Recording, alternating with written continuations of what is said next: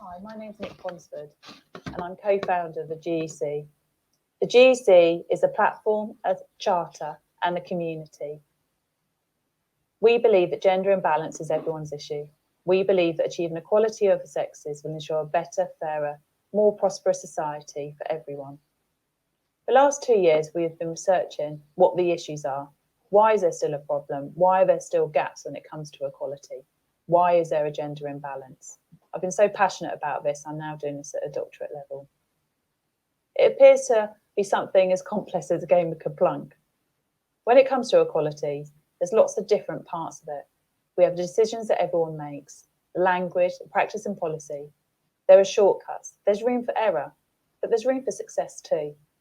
We believe we need a collective approach to learn from each other to make it right. One of the parts with that decision making boils down to the everyday big little things. This is important. The way that we speak to each other as parents, as teachers, as leaders.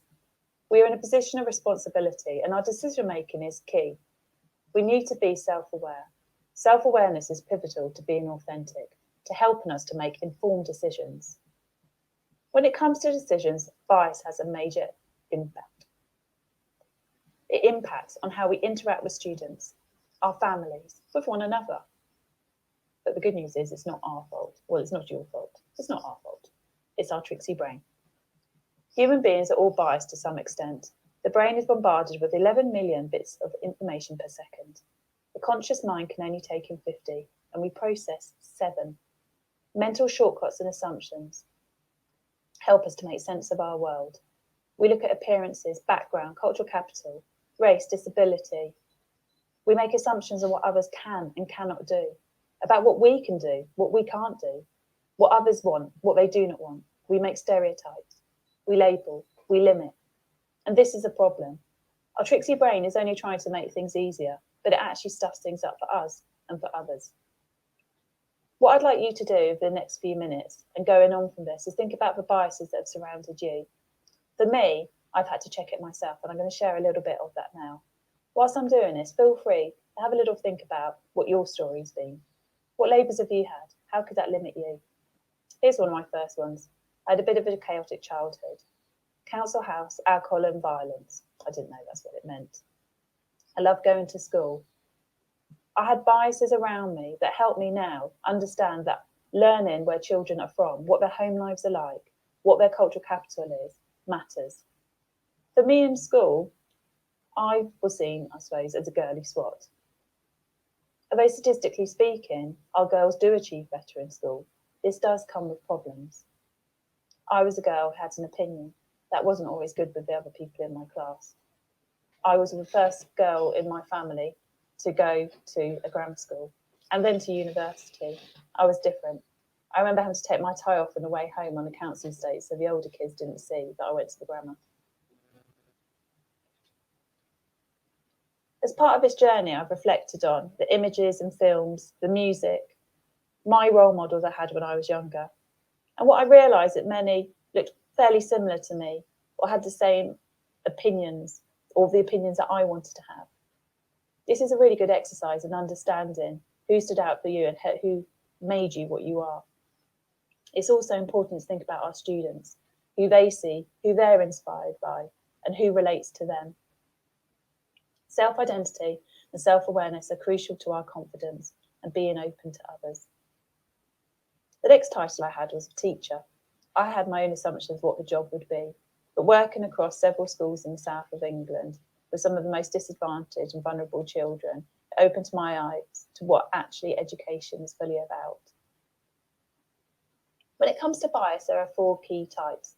Have a little think about these and how they might have impacted on you or those around you. Affinity bias. This is when leaders are more likely to promote or people enjoy working with staff that are similar to them or speaking to students that have familiar sounding names. Within organisations, people are more likely to assign work to staff they formed a favourable and unconscious bias for. There's a halo of a mini-me bias. This means you automatically apply positive attributes to someone that you like. Perception bias is when we lose objectivity about groups and apply stereotypes. An anchor bias means we make decisions that lean towards the initial piece of information we were given. This could be with someone's title or how the opportunities that they have at the moment seem to stop them from going further. It doesn't focus on our skills or ability. It doesn't focus on what is actually deserved. When it comes to gender stereotyping and bias in education, power and privilege are key. We have both. We can impart these and others. It's important to check the privilege and check your power. How is that decision making impacting on others? How is that bias impacting on your decision making? One of the ways that you can do this is look to how to smash those stereotypes. Firstly, from yourself and then around you. The good news is that there are many schools and colleges across the country doing this. We have hundreds of examples in our collective, and we try to put out as much information to help others do this as well. We'll have some more information in the autumn of how we can help early years settings through to post 16 on this. Lots of work have been done. Give me a smile or a wave if you've got workplace flexibility. Give me a smile or a wave if you've had a good time on maternity or paternity leave. Let me know if you've had more of an inclusive curriculum. And I hope none of you have got a nudie calendar in the staff room. We've made really good strides, but there's lots more to do. One of the ways that you can check your bias is think about your own state of mind. Did you know that things like being hungry or poor sleep mean that your unconscious bias is much stronger? Take some deep breaths before decision. Don't allow your brain to go into flight or fight mode. Settle down before making big decisions. Reflections will help you as an individual think about your decision making and how you can be in the best position to make good decisions that are not swayed by bias. We can all be change makers. We can do it right now. Think about how you're interacting with your families at this particular point. Think about those people. Think about the way they are living and how your biases can either lift them up or smash them down. Get smashing stereotypes. Join us. Come online, be part of a team, share your stories and ideas, and let's celebrate the great work that's going on out there. Thanks for your time. Aww. Right, let's get Nick in.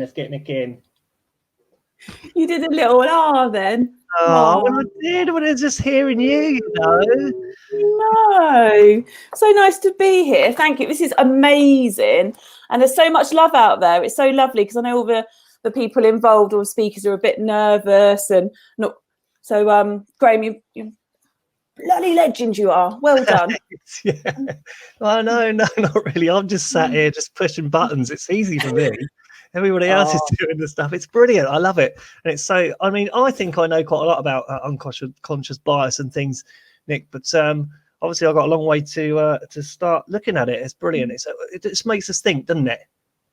Yeah. And do you know what? I think we're all learning. I'm just, constantly reading, and all the people in the collective getting all their books and taking it in. And still I keep coming to different points of it and understanding, but I think it really boils down to just being kind, thinking about what the decisions you are, I don't know, what come out of your mouth, the way you look, the eye rolls, the way you bring people in, and no one's got it right. Everyone, I think, feels that whatever the most important point to them, so it could be race, it could be gender, it could be around disability. It depends whatever anyone's journey is. That is always the most important part around bias, I found. Yeah. And I think the arguments about what's more important need to kind of stop. And actually, we just need to take time, reflect, and just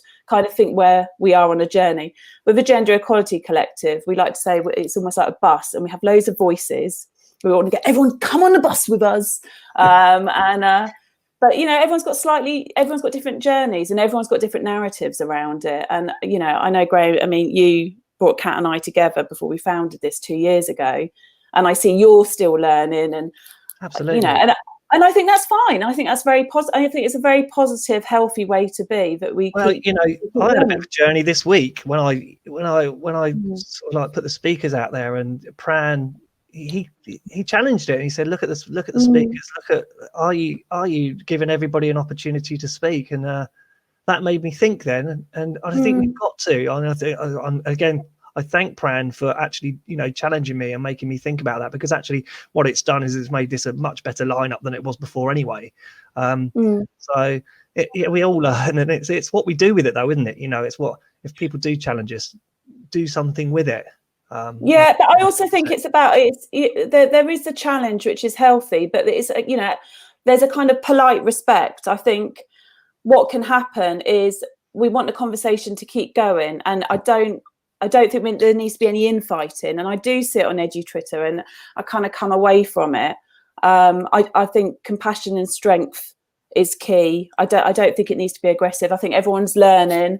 I think we have got problems with representation in education, because there are issues with the sort of the demographic of people that go into teaching, that are on Twitter as well.